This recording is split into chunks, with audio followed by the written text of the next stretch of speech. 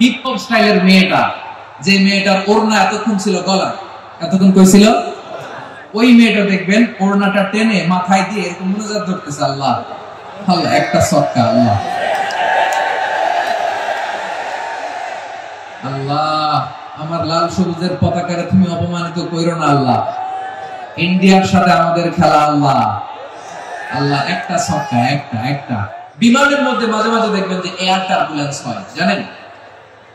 Air turbulence জানেন তো? মাঝে মাঝে বিমানটা বাউন্সিং করে, বাম্পি, ভেরি বাম্পি ওয়েদার, শুনেন নাই? 40,000 ফিট উপরে যখন থাকে তখন পাইলট মাঝে মাঝে বলে, dear passengers, ladies and gentleman, right now we are flying 40,000 feet above the ground and we are passing very air turbulence, very heavy air turbulence right now. Please fasten your seatbelt. দেখবেন মাঝে মাঝে বলে যে, ভদ্র মহিলা, ভদ্র মহোদয়গণ, আমরা 40,000 ফিট উপর দিয়ে যাচ্ছি আর এয়ার টার্বুলেন্স ফেস করছি, মেহেরবানি করে আল্লাহর রাস্তায় সিট বেল্ট বাঁধুন। তখন বিমানটা এরকম বাউন্সিং করে, শেকিং করে। আপনারা মুখোমুখি হয়েছেন? ইদানিং এই এয়ার টার্বুলেন্স বেড়ে গিয়েছে।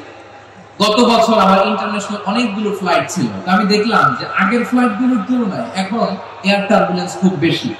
আমি একটু রিসার্চ করে দেখলাম, ক্লাইমেট চেঞ্জের কারণে, জলবায়ু পরিবর্তনের কারণে আকাশের বাতাসের মুভমেন্টে পরিবর্তন হয়েছে, ফলে এখন বিমান শেকিং করে বেশি, বাউন্সি, বাম্পি ওয়েদার। তো বলেন তো, 40,000 ফিট উপরে যখন আপনি, কয় হাজার ফিট? সবাই বলুন কয় হাজার ফিট? 40,000 ফিট উপরে যখন আপনি, তখন যখন বিমানটা এরকম বাউন্সিং করে, সবাই যখন ভমিটিং করে বিমান নষ্ট করে দেয়, বমি করে, তখন বাঁচানোর কে আছে আল্লাহ ছাড়া? কেউ আছে? ওই মুহূর্তেও সবাই মিলে একজনের ডাকে আওয়াজ করে বলেন, তিনি কে? মাঝে মাঝে কিছু সোশ্যাল মিডিয়ায় কিছু ভিডিও পাওয়া যায় যে হেভি যখন এয়ার টার্বুলেন্স হয়, 10 সেকেন্ড 15 সেকেন্ডের কিছু ভিডিও পাওয়া যায়, বিমানটা এরকম বাউন্সিং করছে, বাম্পি ওয়েদার, কাঁপছে, মানুষগুলো বমি করছে, অক্সিজেন মাস্কগুলো সব ঝুলে পড়েছে, বিমানটা শুধু কাঁপছে। তখন দেখবেন বিমানের ভেতরেও এরকম লঞ্চের মতো চিৎকার আছে না নাই? বিমানের ভেতরেও তখন চিৎকার। গত বছর হিথ্রো এয়ারপোর্ট থেকে সিঙ্গাপুর এয়ারলাইন্সের একটা ফ্লাইট, হিথ্রো টু চাঙ্গি, একটা ফ্লাইটে এমন বেশি এয়ার টার্বুলেন্সের শিকার হয়েছিল ওই এয়ারক্রাফটটা, 33 জন যাত্রী সেখানে আহত হয়েছে, একজন যাত্রী নিহত হয়েছে। কেবিন ক্রুজ, এয়ার হোস্টেস যারা আছে, একজনের নাক ফেটে, চোখ ফেটে, কপাল ফেটে, ব্লিডিং হয়ে শয়লা। প্রিয় ভাইরা, 40,000 ফিট উপরে বিমানটা যখন কাঁপবে, তখন আমাদেরকে আল্লাহ ছাড়া আর কেউ বাঁচানোর আছে? এত আস্তে বললে হবে? ওই কঠিন মুহূর্তে আমার বাবা আমারে বাঁচাতে পারে, আমার বন্ধু আমারে বাঁচাতে পারে। এই গ্রাউন্ডে, জমিনের বুকে আমার প্রোটোকল, আমার ক্ষমতা, আমার দাম্ভিকতা, কোনো কিছু আমারে বাঁচাতে পারে? একজন ছাড়া, চিল্লায় বলতে হবে, তিনি কে? আল্লাহ।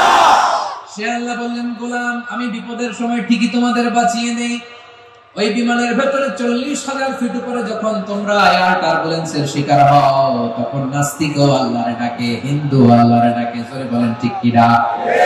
আবার বিমানটা যখন শান্ত হয়ে যায়, একটু পরেই বিমানের স্ক্রিনের মধ্যে হিন্দি সিনেমা খোঁজে। বিমানের স্ক্রিনে কিন্তু বিশাল ওখানে আফলাম ফিল্মের একেবারে বোঝাই করা। বিমানটা শান্ত হলে আবার হিন্দি সিনেমা দেখা শুরু করে। একটু আগে ডাকছিল কারে?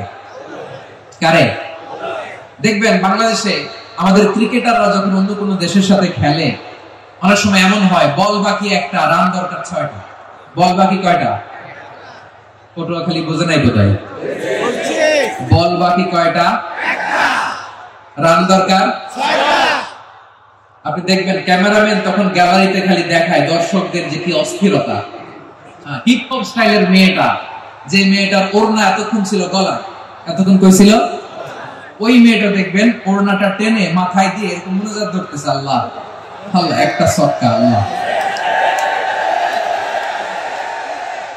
আল্লাহ, আমার লাল সবুজের পতাকারে তুমি অপমানিত কইরো না আল্লাহ, ইন্ডিয়ার সাথে আমাদের খেলা আল্লাহ আল্লাহ, একটা সদকা, একটা একটা। পুরো খেলা জুড়ে এই মেয়ের ওড়না ছিল গলায়, কিন্তু যখন 1 বলে 6 রান দরকার, ওড়না চলে আসছে কোথায়? মাথায়। আবার মুনাজাত আছে না নেই? ঠিকই বাংলাদেশের দামাল ছেলে এমন এক শট মারলো, বল চলে গেল স্টেডিয়ামের বাইরে, ছক্কা, জিতে গেলাম আমরা। পুরো স্টেডিয়াম জুড়ে চিৎকার, হই হুল্লোড়, মौज মাস্তি। যেই মেয়েটা মাথার মধ্যে ওড়না দিয়ে এতক্ষণ সুবহানাল্লাহ সুবহানাল্লাহ বলে আল্লাহর কাছে দোয়া করেছে, ওই মেয়ে এখন আবার ওড়না ফেলে দিয়ে নাচা শুরু করে দিয়েছে। তাহলে আল্লাহর ভয়, আল্লাহর প্রতি আস্থা, বিশ্বাস, ভালোবাসা, এটা কি ক্ষণিকের জন্য? মানে আমার যখন লাগবে তখন আল্লাহর ইউজ করব নাকি? হ্যাঁ, বিপদে আপদে, সুখের সময় দুঃখের সময়, সচ্ছল অসচ্ছল অবস্থায় বিশ্বাসীরা ভরসা রাখে একজনের উপর। চিৎকার করে বলে পটুয়াখালী, তিনি কে? সে আল্লাহ বললেন, গোলাম মনে করো না জাহাজ থেকে সদরঘাটে ভিড়িয়ে দিলাম, তুমি নিরাপদ হয়ে গেছো। মনে করো না 40,000 ফিট থেকে সেফ ল্যান্ডিং এর পরে এয়ারপোর্টে নেমে গেলেই তুমি নিরাপদ হয়ে গেছো। ও মিয়া, বিপদ কি শুধু সাগরে আর আকাশে? ঘরের বিপদও, ঘরের ভেতরও বিপদ আসতে পারে কি পারে না? এজন্য সূরা মুলকে আল্লাহ বললেন, আমিনতুম মান ফিস সামাই আইয়াখসিফা বিকুমুল আরদা ফাইদা হিয়া তামুর। তোমরা কি ভাবছো তোমরা নিরাপদ? সাগরের মধ্যে তুফান, আল্লাহ আল্লাহ ডাকলাম, সদরঘাটে যে পৌঁছি, বেঁচে গেছেন তো আপনি। আর পাবে আপনারা আল্লাহ? আল্লাহরা তো সাগরের মাঝখানে তো আল্লাহ আপনার পাইছিল, আর তো পাবে না। আর পাবে আপনারে? আর আল্লাহ ধরতে পারবে আপনারে? ঘরের ভেতরও বিপদ দিয়ে আটকাতে পারে কে? আল্লাহ। 5 স্টার 7 স্টার হোটেলের ভেতরও আমাকে বিপদের মধ্যে ফেলে দিতে পারেন কে? আল্লাহ। আল্লাহ বললেন, তোমরা কি ভেবেছো তোমরা নিরাপদ? আমি চাইলে ল্যান্ডস্লাইডস, ভূমিধস দিয়ে 1 লক্ষ এক মুহূর্তে নিয়ে যেতে পারি। এক সুনামি দিয়ে থাপ্পড় মেরে 3 লক্ষ সাগরের ভেতরে ঢুকাই দিতে পারি। 1 সেকেন্ড লাগে না আমার। আম আমিনতুম মান ফিস সামাই আন ইউরসিলা আলাইকুম হাসিবা ফাসাতা'লামুনা কাইফা নাযীর। আল্লাহ চাইলে আকাশ থেকে পাথর বৃষ্টি নাযিল করতে পারেন কি পারেন না? এই মুহূর্তে এখানে ভূমিকম্প দিতে পারেন কি পারেন না? আচ্ছা, ভূমিকম্প যখন হয় আমাদের কারো হুঁশ থাকে? আপনি মনে করছেন আমরা সাধারণ মানুষ, আমরা দৌড় দেই, আর প্রেসিডেন্ট প্রধানমন্ত্রী ওনারা বুঝি খাটে শুয়ে থাকে? কথা বুঝে নাই বোধহয়। ভূমিকম্প আর্থকোয়েক যদি হয়, বাঁচার জন্য আমরা কি করি? হয় খাটের তলায়, ডাইনিং টেবিলের নিচে, উপরে শক্ত কিছু আছে এটার নিচে, অথবা ঘর থুইয়া দাও দৌড়। তো প্রধানমন্ত্রী উনি কি করে? প্রেসিডেন্ট উনি কি করে? হ্যাঁ, উনি খাটের মধ্যে যে শুয়ে থাকে নাকি? উনিও দৌড়, সাধারণ মানুষও দৌড়, প্রধানমন্ত্রীও দৌড়, বাড়িওয়ালাও দৌড়, ভাড়াটিয়াও দৌড়, সবাই দৌড়। নাকি ভাড়াটিয়ারা বাড়ি থুইয়া দৌড়, বাড়িওয়ালারা বেরোয় না? এরকম যে কোনো মুহূর্তে ভূমিকম্প দিয়ে নাস্তানাবুদ করতে পারে কে? আল্লাহ। আমার প্রিয় ভাইরা, আমরা নিরাপদ নই, আমরা তার দয়ায় বেঁচে আছি। কার দয়ায়? এজন্য আল্লাহ বললেন, গোলাম যে কোনো মুহূর্তে বিপদ দিয়ে তোমাদেরকে নাস্তানাবুদ করতে পারি। বিশ্বাসী বলে যদি নিজেকে দাবি করো, সব সময় ডাকতে হবে একজন সত্তা, কে বলেন তিনি কে? আল্লাহ। এই কথা ক্লিয়ার? এই সবগুলো উদাহরণ শেষে সবার কাছে ক্লিয়ার হয়েছে না যে বিপদ থেকে, আপদ থেকে, পরীক্ষা থেকে, ক্যালামিটি থেকে আমাদেরকে কেউ বাঁচাতে পারে না একজন সত্তা ছাড়া। আবারও বলেন তো তিনি কে? ক্লিয়ার? হ্যাঁ, সবাই বুঝতে পারছেন? আচ্ছা, এবার আমরা দেখি বিষ্ণু ইসা ইসলামের জীবনে